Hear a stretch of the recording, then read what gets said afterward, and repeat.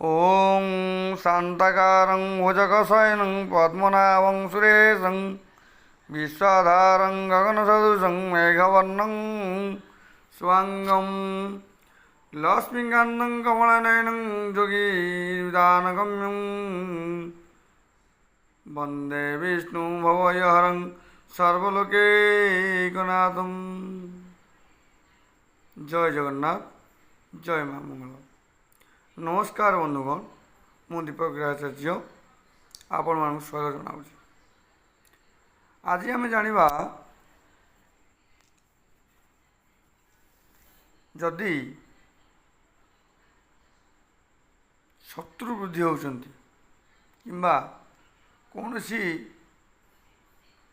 कार्य करने समय बाधा सृष्टि हो विघ्न सृष्टि हो तार किसी छोट प्रतिकार आम